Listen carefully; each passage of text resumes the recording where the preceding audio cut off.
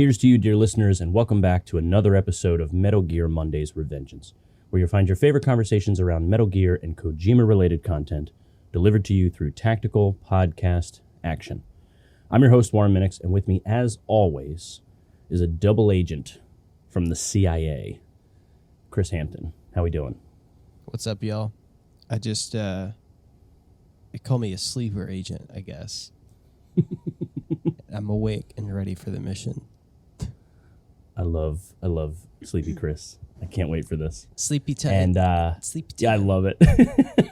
And Tori is actually on special assignment from the Department of Defense as of right now. Yes. So before we roll into everything, I will throw out there, we're going to go all the way to the end of the game. So this is our last story episode for the season.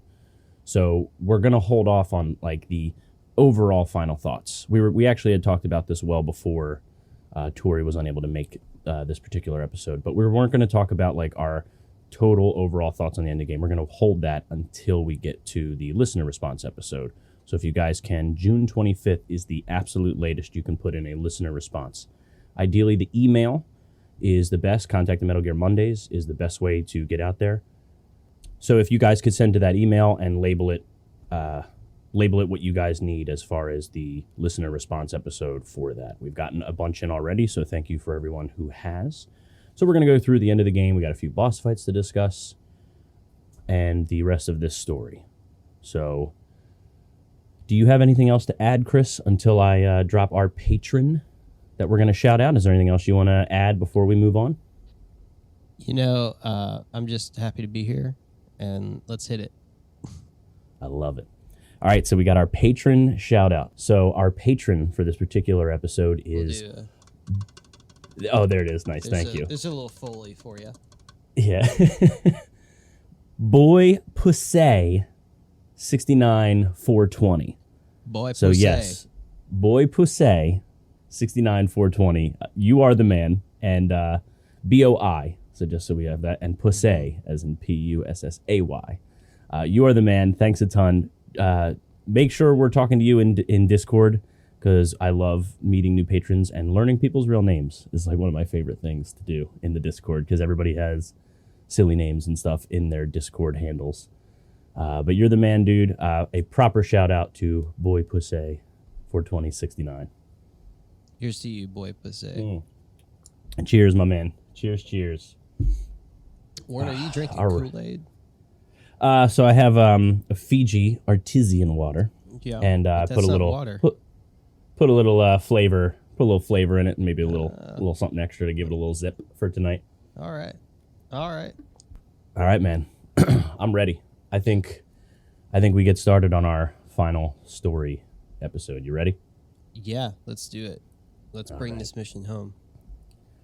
So we left off where we had defeated Metal Gear Raxa, knowingly killing Elisa/Ursula, and Jonathan has sacrificed himself in the name of Big Boss.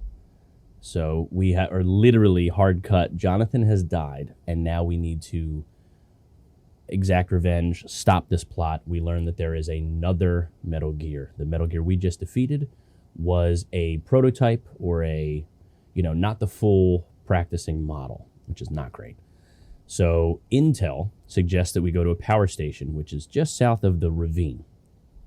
Now, I only brought this up because if the game had more maps like the ravine earlier on, we had talked about a couple of good maps. We talked about the town, and there was like a couple of interesting places, but the ravine is actually like pretty vertical and a pretty large map, and we have to get through it. We find our way into the station. We have to get to the switchboard because we don't have a ton of explosives.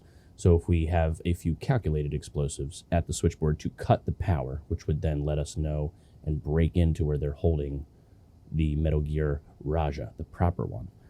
What did you think of this whole plot/map of the ravine and the power station? I mean, it was sad to lose our boy Jonathan. He's been with us since the beginning. I know all of us have had very sentimental attachments to our dear boy. Yeah, Jonathan was the man. He was, and he went down like a true champ, trying to save the boss. And that's got to be a pretty heavy emotional weight to carry for Snake. Yeah. All these men losing their lives for him, you know? But so that was pretty cool. Then the MacGuffin part of like, oh, actually, that's not the big bad. The other big bad is. It's like, okay, well, the game. It's almost like a near thing, you know, where the game doesn't really start until you beat the game. Sure. Yeah. Yeah. Your Metal Gear is in another castle. Yeah. It's like Metal Gear Portable Ops Plus mode. Secret boss. I love it. Yeah, to get like ending E, which is the real ending or what. I don't know. It's a lot. It's a lot in Nier, definitely. Yeah. And I guess it's okay here because it's the boss fights are probably the most standout part of the game from a gameplay perspective, and where you get like the biggest break from the sneaking part and the like dragging bodies around. So I'm not really ever going to complain about the boss fights in this game. I welcome them. Cool. Yeah.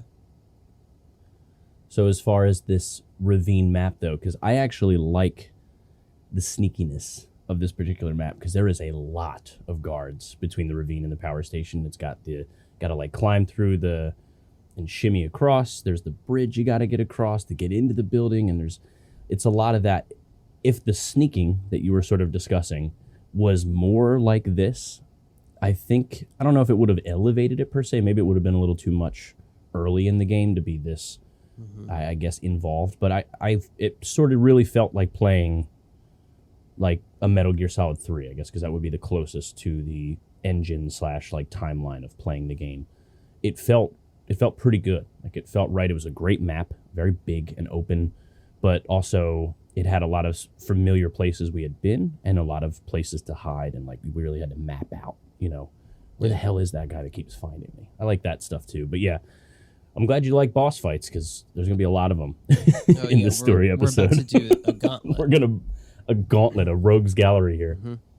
Yeah, to your point, yeah, the verticality of the ravine area is pretty cool, and it is you do have a bit of familiarity with the space when you go back into it.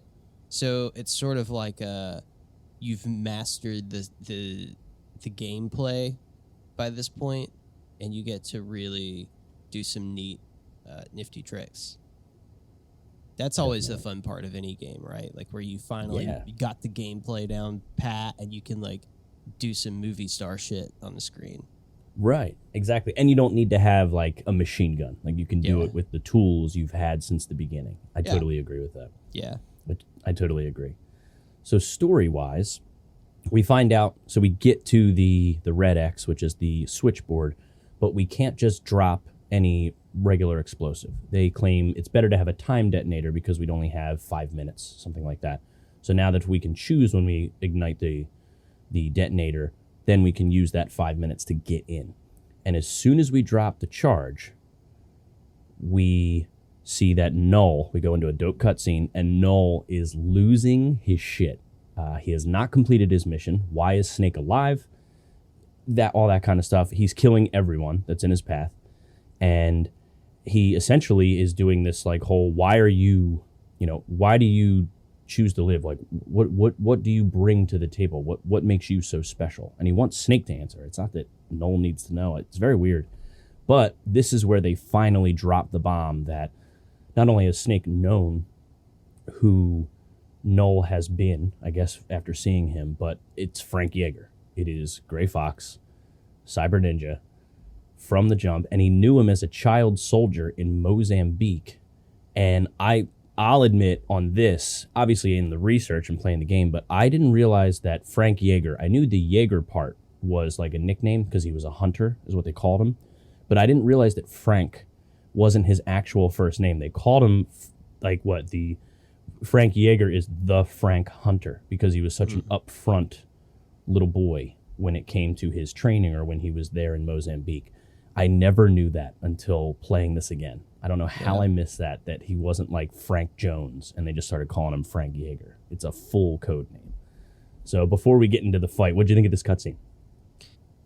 I think that this is kind of the first time that we see Gray Fox / Null / whatever since he's being crushed by that Metal Gear Rex, right? Right. And it's an interesting parallel to like that Cyber Ninja cutscene where he's in the hall, you know, in Metal Gear Solid 1, you're walking up and it's just gritty, gruesome, and a little foreboding, right? I think this is, from my perspective, a bit of a callback to like what witnessing what went on in that hallway might have been like. That's true. That's a great little piece because he's clearly capable. We've known that since we've known who Gray Fox is. Oh, he's so violent. We know that he can slaughter everyone. Right. He's a violent mother. Dude, he's awesome. I love Gray Fox. Yeah. Also, like, okay, so I didn't know that the Frank thing was like, you know, the word Frank was his name. Right. I didn't know either. I really didn't until this time. Frank, like Franklin, Joseph Yeager or whatever. But it's so funny to me how important names are in Metal Gear, right? Yeah. Especially like coming from a place where people are named Jim Bob and Bubba. Like, not a lot of thought is put into a person's name, it seems, really. But here it's like, oh my God, this stuff is cemented in the stars almost. It's like your name is the prophecy of who you are. Right. It's weird. And yet so straightforward. So frank, as it were. Frank. Yes. Well, let me be frank. Man. Exactly. So yeah, outside of the music being super ominous during that like 5-minute timer that's hitting us, we get into our second fight with Null. Yep. And what I'll throw in there, we already talked about verticality because they're starting to really open up the maps. And this is pretty noticeable too from the first map that we fought Null into this. But I don't know what it was. Maybe it's just, it seems like the same fight. He's supposed to be, I would have thought he was going to progress in difficulty, but at this point I was able to like exploit, when you get close to him, he does like that dope like spin with his sword or whatever you want to call it. And you can just roll past that and just clip him with whatever you're trying to kill him with. And it was a lot easier in this particular map. But I also wanted to like get a feel. So I played it where I didn't do that just to see how he reacts and some of the, you know, the word choices and dialogue. It's a pretty cool fight. I like the look of it. What do you think of this fight? Yeah, it's interesting. I mean, it's the old Indiana Jones thing of like, don't bring a sword to a gunfight. Yep. So it's not that difficult of a fight, especially when you're Snake and you're packing an arsenal. Mm-hmm. Which by this stage in the game, you are packing an arsenal. Sure. Yeah, everybody. Your whole team could be packing an arsenal at that point. Yeah. So it's not challenging. It's almost like this is just sort of like a cameo of a character to like give a little bit of fan service. You know? Yeah. Especially after a drop that he's Gray Fox. I wasn't expecting a second Null fight when I had first gone through the game. I figured, oh, cool, Null. And he's going to be like, you know, once you know he's Gray Fox, it's like, and I'll catch you in the next game. You know what I mean? I really thought that's what was going to happen. And it's not the case. You know, it was cool. And again, you can do the shoot between reloads, you know, the normal stuff. Ocelot's taught us well for so many years on how to do a proper boss fight when it comes to that kind of stuff. But he's cool, man. And when we beat him, it's a nice little reunion. Again, we talk about this every time we do this, but the character stuff is pretty good. It didn't feel cheesy. They sort of have a recognition of each other, and Noel's part of the crew. He literally comes back with Snake. I mean, he might be a little defeated, but we got him. Like, we just took like their ace in the hole. Like, that's crazy that we got Noel by the end of this game. That's fantastic. Yeah, it's fun. It makes no sense at all, but it's fun. Exactly. It's why he shows up in Metal Gear. Yeah. Right? The OG Metal Gear. Yeah, so now we have found out where the Metal Gear is being held. And they have a silo. So Intel gets us to the silo. And I don't know about you, the one thing I did notice is the music is like, we're at the end of this game, baby. Like, it is boom, boom, boom. It's got that crazy, like, It's super intense. But we got the ramp and the silo. Now the silo is a map I think personally, I played like 4 to 5 times just story wise, moving back and forth. So I knew exactly what to do. Like it was really fantastic. I really felt like I got like this game is mine. And there's some cool platforming for the game. You know, I don't want to compare it to other platformers. But we get into the complex. Again, Metal Gear taught me well. Chaff grenades. You can hide from every camera pretty easily. You get your keys to get to the elevator. And we all know what happens on the elevator. So just before we talk about that boss fight, did anything stand out to you when it came to the silo? Before we roll into the next boss fight? Because it is quick. Boom, boom, boom. Yeah, it's super fast. The game has picked up so much pace by this point that you're pretty much on rails and just being rushed. This is the climax. So, yeah. Not much to say, but I do appreciate how like quick they pick up the pacing here. Yeah. All right. So we get onto that elevator, we head down, and we get a pretty interesting cutscene with the boss fight. Now this, we did kind of pick on him a little bit when it came to the bad guys episode, but Cunningham ends up on one of those like hover things that were in, I guess they were previously established in Metal Gear Solid 3. He's got his own that's like pretty armored, which is pretty cool. But there is... Yeah, exactly.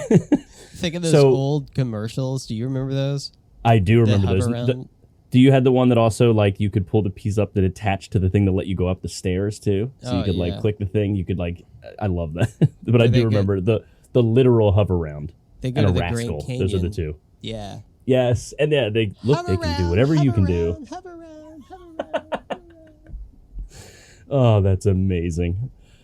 But you're right. It does kind of look like that. Yeah. So we picked on Cunningham a little bit. The main thing was because he did the whole... He wasn't like a double agent or anything, but this is where we learned that he actually has been working for the Department of Defense this whole time. So he has had his own motivations, unrelated to Fox, unrelated to the CIA. And it was all about how, and we did pick on this, he has like the bum leg. He literally is missing a leg, and there are cyborg ninjas and shit. Like how he really felt like he just sort of got left to the wind. So he went to the Department of Defense, who he thinks is going to take care of him. Does a lot of exposition, talks about a bunch of stuff. And the thing that was interesting is Big Boss was planted to be there, to be the hero, and make Gene launch Metal Gear. Like they planned on Metal Gear being launched, and he was planted. Like they needed him to be in there. And he tries to say like, hey, join me, Snake. We're going to do this themselves. And I don't know. I thought it was a pretty good offer, but Snake says he's fighting for himself. And a little cheese, but I don't know. I kind of liked it, especially after losing Jonathan. We just got Null back. We sacrificed Elisa and Ursula. It feels pretty good before the boss fight. I mean, does any of that make sense to you? I know we kind of picked on it in the character focus, but did this surprise you that Cunningham was like, he was on his own journey this entire game, and that Snake was a plant? Yeah, I mean, it is. I guess like this is the first time this idea has really been presented in the game, of like, you know, there are parallel events happening outside of the perspective of the player, which is rooted in Boss's experience, right? During this insane Hirayama. But for a game where you're actually, I think the first time in Metal Gear series, you're focused more on collecting, almost like Pokemon, these different dudes to like outfit your crew. It's nice to like get more story material behind those characters. Sure. It really definitely makes them feel like more of a part of your crew, or like more of a foil to what you're doing. You know, the example with Jonathan, for example, like I don't think Jonathan, that event where Jonathan sacrifices himself would have the impact that it has in the game if you hadn't built that relationship with that character by playing with them. I agree. Yeah, and Cunningham, we like I said, we talked about him, but he's compelling. His voice acting is really good. He makes a very good impression. He screams bad guy, but he's good. He did do the whole, you and I aren't really all that different. The obvious thing that happens in every villain. But yeah, I agree. I thought the story wise, it makes sense. It's obvious why he's so compelled to I guess achieve his victory that he's looking for. But now let's talk about the boss fight, because it is a little comical. I don't know. I don't know what it is. Him flying around, you're on an elevator moving, and I don't know. It just, you throw. I threw grenades or flashbangs or chafes, anything that would get him to like drop his little elevator thing down, shoot him, pop, pop, pop, rinse and repeat. I don't know. It looked cool. Like I did like the moving background, like all constantly moving because you're on you're on the descending elevator. But outside of that, oh, he does wield a Davy Crockett. I will give him that. Yeah. What'd you think of this fight, though? And I don't want to like poo-poo on it, but I don't know. It didn't seem as mobile as I wanted. Yeah, I think it was a little stale after a while. I don't really like the encounters in this game where you're fighting against things that are flying around you. Yeah.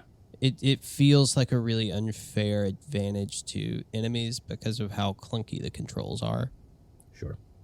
Especially without that second joystick, I agree.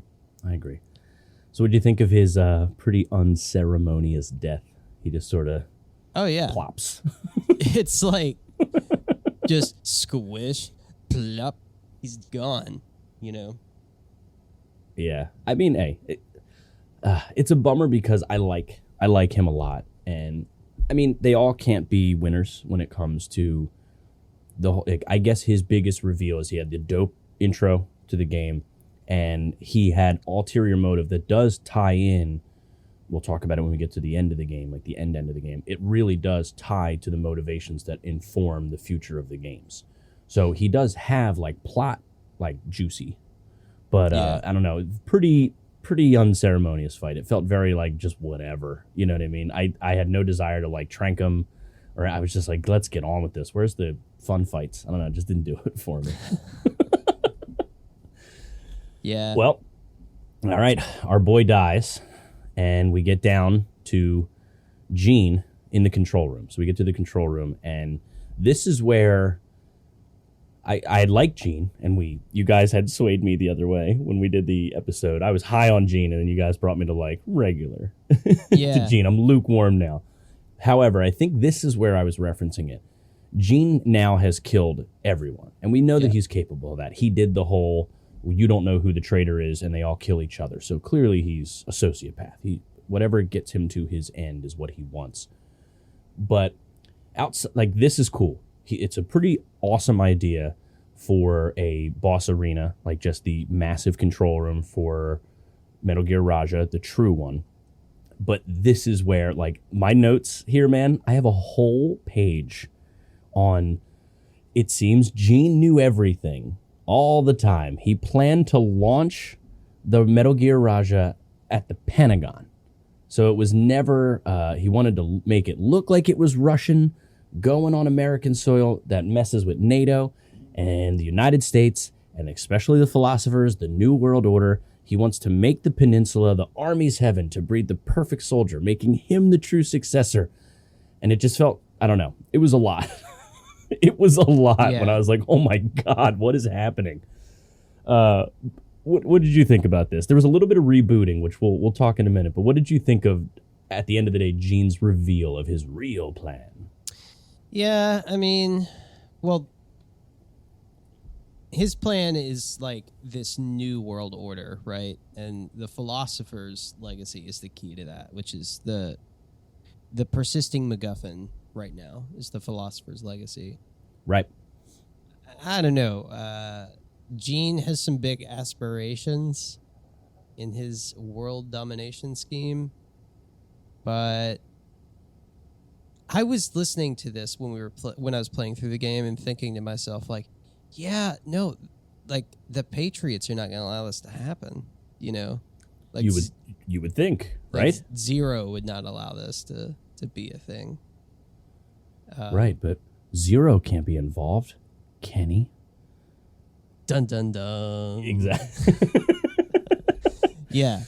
I mean, Gene has this like big boisterous soapbox moment, but it's clear when he's giving this exposition that he doesn't realize like the part that he's playing in the game Right. around the philosopher's legacy. You know, he's seeing his moment and he's going for it, just like Volgan did before him. Mm-hmm. Well, that whole Volgan thing too. He I don't know if he's throwing shade at the boss. Like this is where they like retcon a slight bit of the MGS3 story. They basically say that it was planned, like the whole thing where Boss told us because Volgan shot the Davy Crockett into Russian soil that informed her plan moving forward. But now he's saying that was planned. Like Volgan, the whole Volgan decisions he made was also a plan, and kind of throw shade at the boss saying like, you know, you led her to this decision and all that. Like, I don't know. I'm okay with it because Gene is clearly like, he's out. He's off in his own planet now. So he can say and do whatever he wants. It's a little bit of unreliable narrator because that's something I do really like about him is you will listen to him because he has like that parasite thing. So he can alter the history books by just saying what he wants. So I do like that in a sense. But I don't know. It just felt the shade was a little real for the boss. And I just want to make sure I personally say like, don't fucking throw shade at the boss, bro. Yeah. Like that's not cool. that's not cool. That's a line you just don't cross, especially with Snake, you know. Right. Snake very much sees himself as the protector of the boss's legacy, and that's gonna be the source of conflict for a lot of events moving forward in this game. So this is like, I don't know, Gene saying like telling your mama jokes to Snake. I mean, it feels like that, right? Yeah, and he's like, no, you don't do that. You don't tell you don't. That's a line you don't cross about the boss. Exactly. Yeah, and he's just like, you're a dictator. Like you don't have like a special calling. You're not going to be the savior here. You're just another asshole in a long line of assholes. Like that's just what you're doing. So Gene launches Metal Gear, and his little duel, like I think his exact words are, he takes out both bases of the philosophers by with hitting the Pentagon and Russia.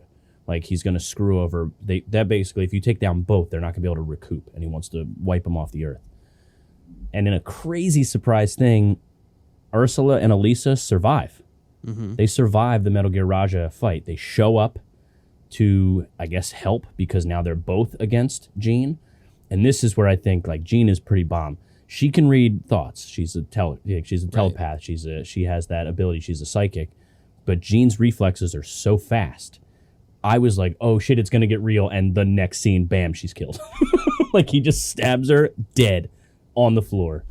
That was pretty shocking. I thought that was actually like pretty like bomb. And they reconfirmed that Big Boss's sons, quote unquote, will both save the world and create Metal Gear and attempt to take the world by like they really like hammer home like Metal Gear Solid 1's gonna happen. Like it's pretty cool. I liked it.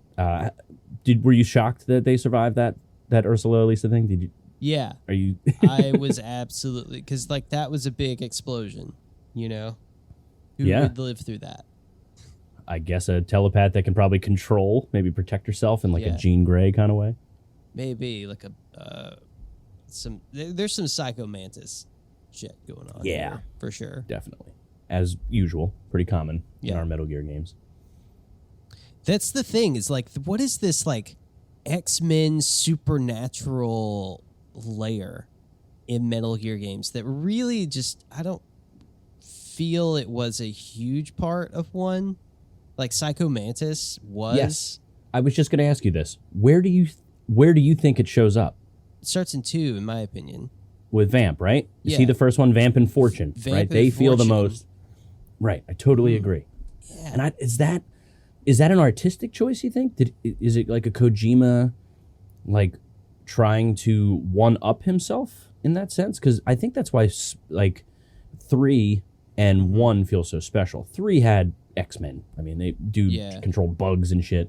But I think that's why 1 is still, like, I always find a way to argue back that that's That's my favorite. Like, I don't know. It just feels it's more about Shadow Moses and the incident, not the special powers of everyone. You know what I mean? Yeah, I agree with you. I mean, shit. I guess it's like, I don't know that it's some weird, like, well, we just have to make things interesting, but maybe it was, how do we design interesting boss fights, you know? Sure. In the first game, it was a lot of guns and tanks and, like, typical military stuff. Mm-hmm. Same for the NES games. And then, you know, now we have, like, people using projectile bees and using and psychic... apparently doing instant transmission. Yeah. Or whatever Gene calls it. Right. Instant transmission, psychic, robot controls. Mm-hmm. And hyper reflexes and all that stuff. Yeah. Well, all right. So speaking of instant transmission and crazy reflexes, what do we think of this boss fight? I'll let you start this. I mean, the fight is really good, you know?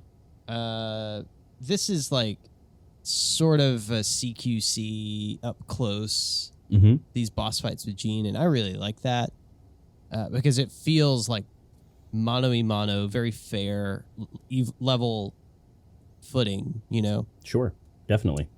But other than that, I don't know if they were...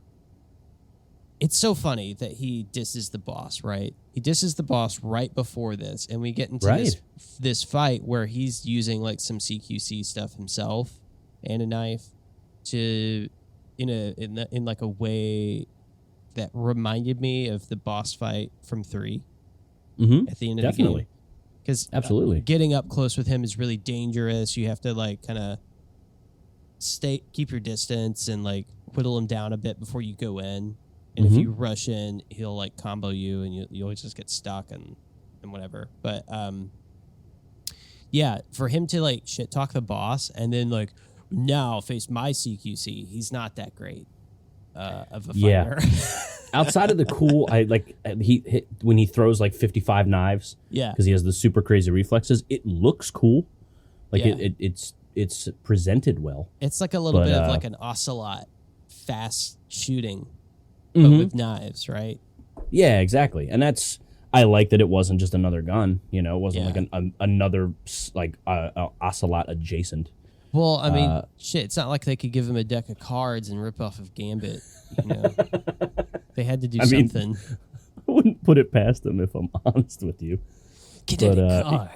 It'd be amazing.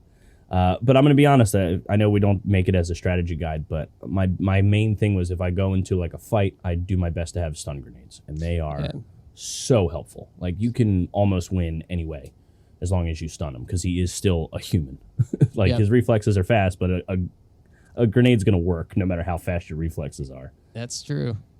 So I like that. So yeah, man. So not an unceremonious fight. I like this whole chat. The fight, we beat Gene. And he sort of admits that obviously in his defeat, that Snake, Big Boss, is the true successor. And he basically gives Snake a bunch of money that he amassed to make Armies Heaven. Like he just sort of says, like, here's the ropes, kid.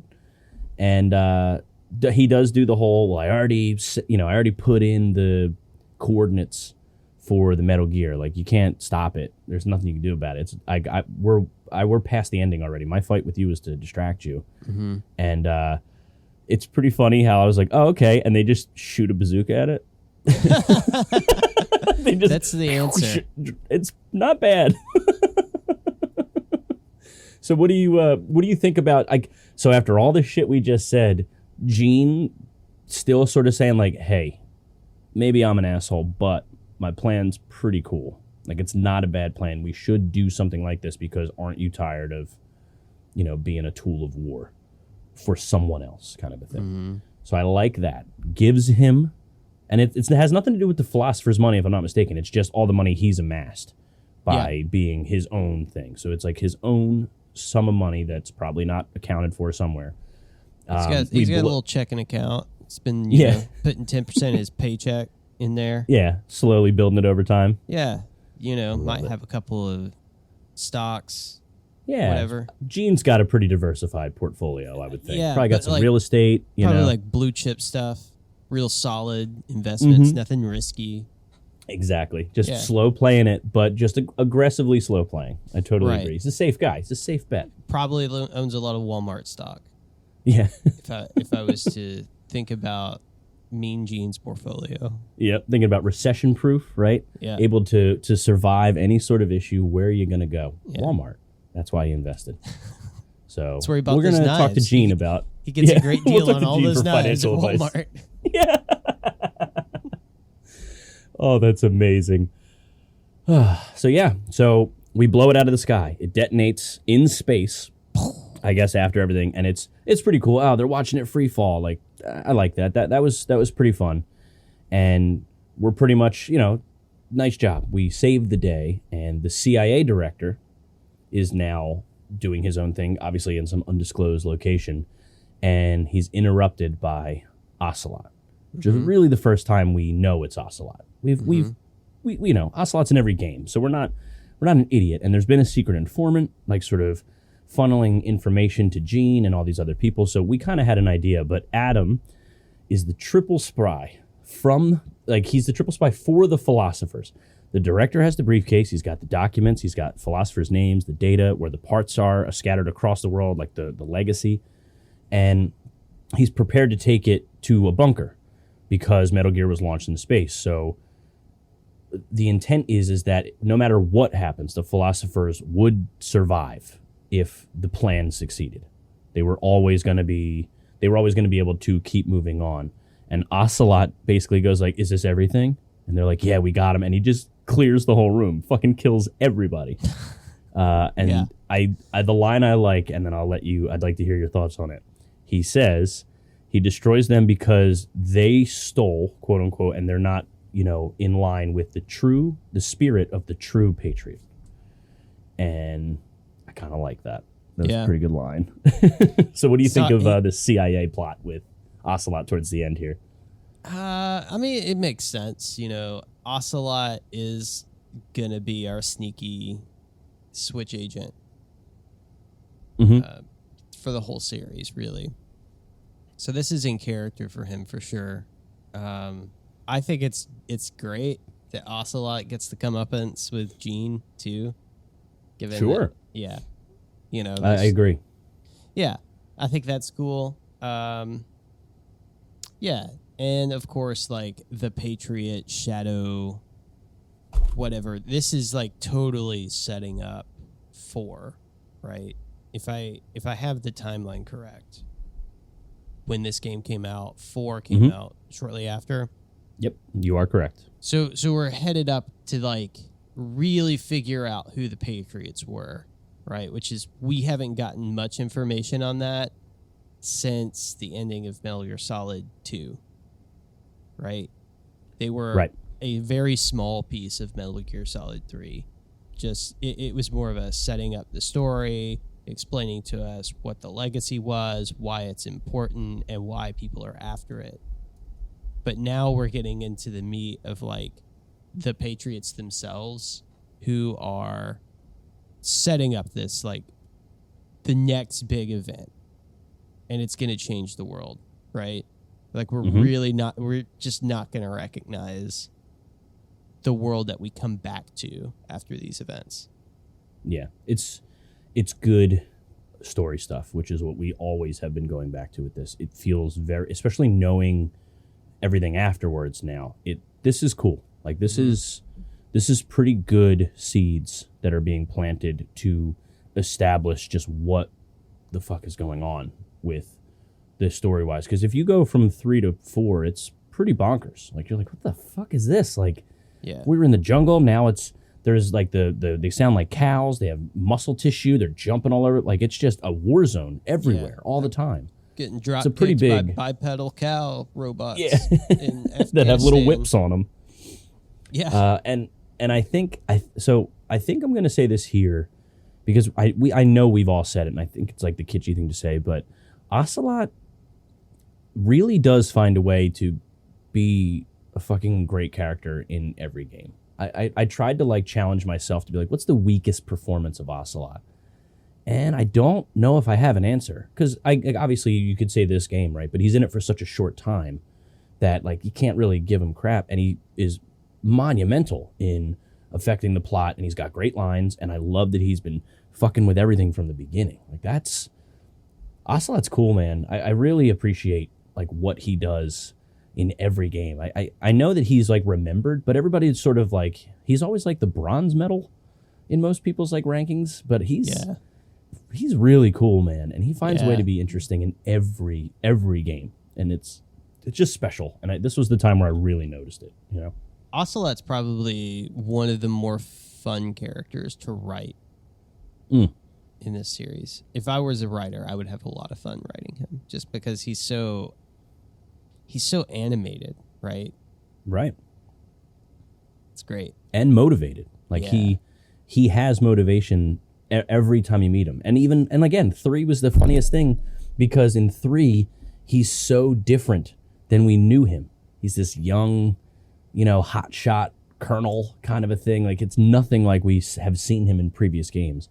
And it's just interesting. I really like that. And for him to like drop that spirit of the true patriot, we see the seeds are being planted for the Patriots, which we'll learn about later. And so yeah, all is well. Snake makes it out. We have won the day, and the philosophers are not going to be able to pull their bullshit in the future. So we'll learn about future, you know, issues.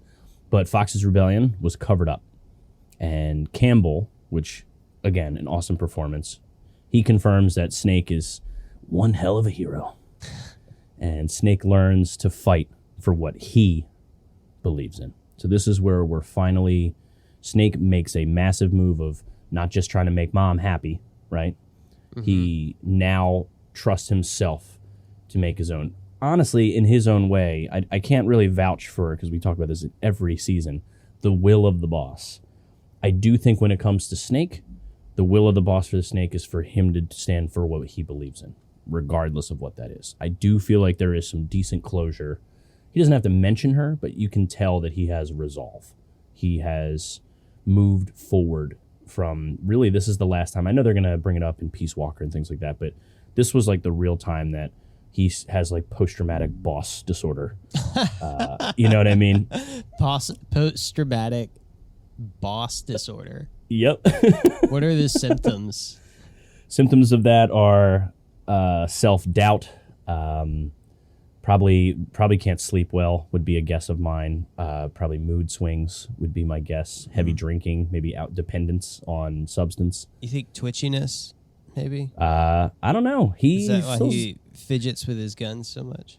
He could. So, you're right, because maybe the sneaking suit like masks some of that, because it like calms his body down. That's a good point. Yeah, I think that's a thing. But I liked it. It did feel like a way for like, all right, the Snake we knew is getting much closer to the Snake we know in previous games, and it felt pretty logical. It didn't feel forced. It felt like the game was building towards that, and you know, going back what we know about Outer Heaven and all that, we get it. We see why Big Boss is the way he is. That's pretty bomb. And we see a Fox dossier on Snake's bedside. Is he back? I don't know. We'll see. Gray Fox is a wreck. We have no idea if he'll ever recover. I mean, we kind of have an idea. Yeah, I think we have an idea. Is he going to recover? Yeah, we kind of have an. That's not a true statement. We have the benefit of having been to the future already. Right, like 3 to 4 games that include him in some way or another. Yeah. So what do you think? Like I said, we don't have to do final thoughts as far as like how it involves anything more than what we've discussed. But like as an ending, story bits, everything, how do you feel about the ending of this game? It's really solid, honestly. Like this game does not waste any of its breath when it's telling its story. I love how right from the silo and the game picks up pace. It carries you right through, which is great for this game, right? Because it's been designed as such a pick up, put down thing up into that point that you really need some sort of like big climactic moment to carry you through the ending and finish the story off. So I'm glad that they decided to get away from like sort of the rhythm, the gameplay loop that you have, to throw a bunch of like boss gauntlets at you and finish out the story in a really strong way. I like that. Yeah, it's good. Like I said, I think the progression, it feels pretty good. And we've picked apart this game in so many ways, but story was something we always sort of said, that's, you know, and they lean on it. They know it's a strength, and they paid attention to it. And for what it's worth, the design of the game was understood. They had a big challenge. They did. And we'll talk about that when we get to the listener response. But I'm interested to see a few of them. I've read a few of the responses already. There's some fun ones in there, I'm going to be honest with you. Yeah. So we get to the after credits. We know it's coming, right? Credits roll. We know we're expecting a phone call or something. We hear a phone ring, and Ocelot picks up the phone. We know it's him from the voice, and he's being given like really great intel that even Gene was confused about.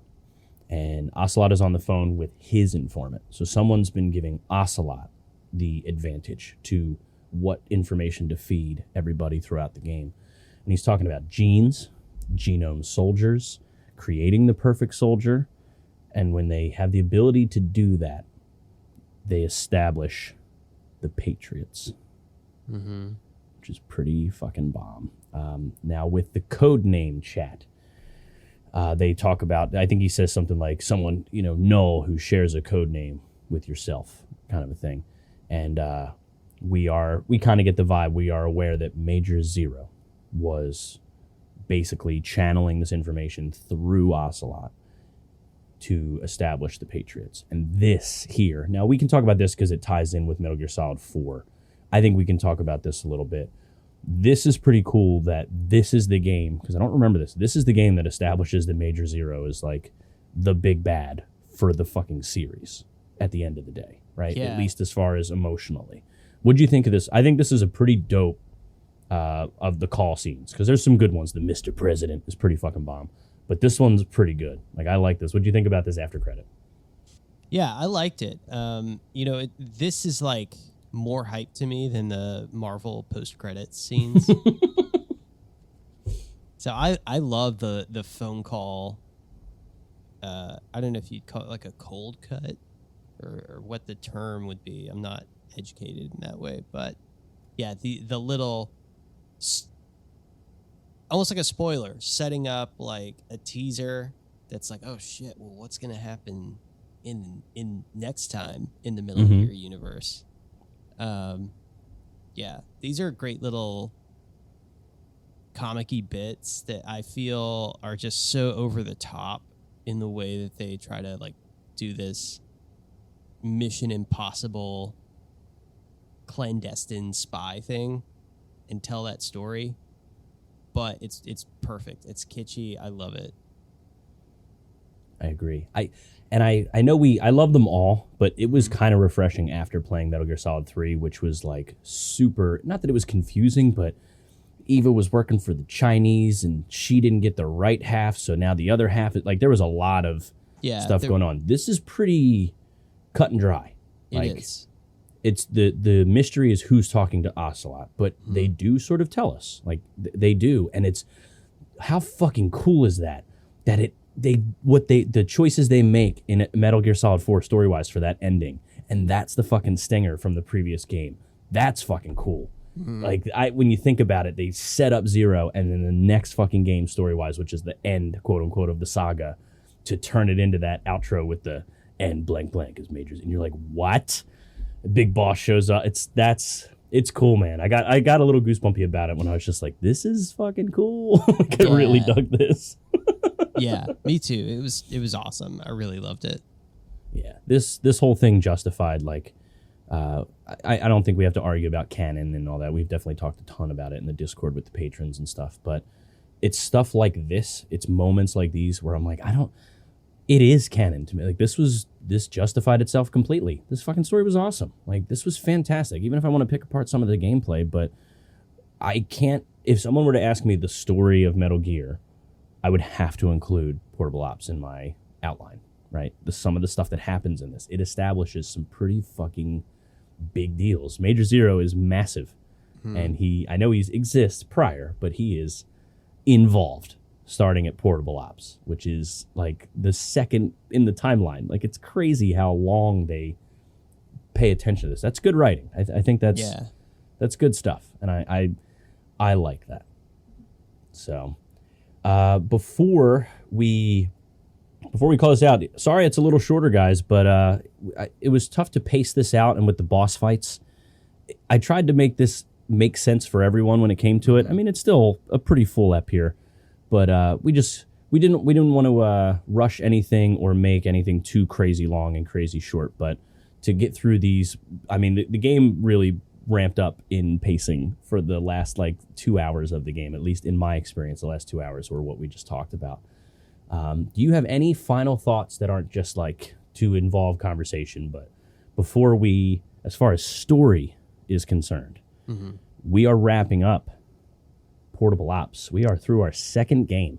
Yeah. In our long timeline that we have established in this MGMR. Yeah, Metal Gear Pocket Monster Edition was great. I joke, but it was a great little slice of the Metal Gear universe to play through. And the story, if you haven't played this game, you should check it out just for the story alone. Definitely. The gameplay, if you've not played it before, you're going to go back to it. It's going to be dated, and you're going to be thinking that the whole time. But just power through it. And the last 2 hours that we covered in this episode, this alone is worth the price of admission. Agreed.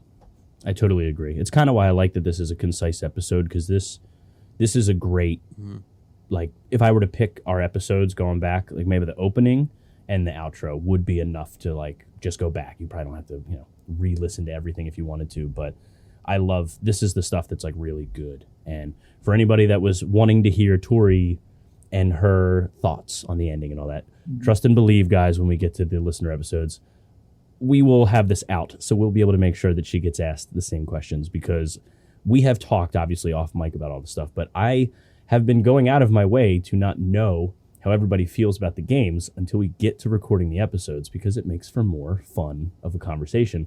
So I don't actually know Tori's exact thoughts on how she feels about this game by the time she gets to the end of it. I know how she generally feels about Metal Gear. She tends to be more positive and forgiving of some of faults, but when we get to the listener response, I will make sure that in some way, shape, or form, I want to make sure she gets to answer some of these questions, because I know she wants to answer them. Mm-hmm. So, yeah, man, we have finished our second game in the long timeline that we have established, and we have wrapped up not only another episode, but another game for Metal Gear Monday's Revengeance. Guys, thank you for listening. 2 seasons down. Wherever you guys are grabbing our stuff, we would absolutely appreciate a rating, a review. Feel free, again, listener responses, to contact at Metal Gear Mondays. That would be a great way to reach out. You're more than welcome to. Our patrons, thank you a ton. Again, we shouted out Boy Pussy for 2069. Thanks again, guys, a ton for the patrons. We are well aware that, even though the world's starting to get a little bit back to normal, it is easier said than done to just be able to have free cash to throw around. And for the community that we do have, thank you so much to all of you that have been here. For as little as $1 a month, you can get into the Discord. We do extra podcasts. We do monthly game club, monthly film clubs, where we do roundtable discussions. We discuss our experiences with the games or films. We have merch that you can grab. You can find us, again, at Patreon at Metal Gear Mondays, which that also is everything for social media except for Twitter. We're Metal Gear Monday. Thanks for the character limit there. But I feel good. This was a great way to end this one. This one didn't feel really drawn out or anything like that. I had a really good time with this. I thought this was going to be like a dark spot in the timeline, and we might have a couple in the future, but I had a good time with this, and I'm like super thankful for still being a host here and even being offered last year or whenever I was been part of this crew. But this was a fun one. I really had a good time, and thank you to everyone who listens. Thank you to the patrons, and thank you, Chris and Tori. But Chris, since you're here, where can people find you on the internet, and what else you got?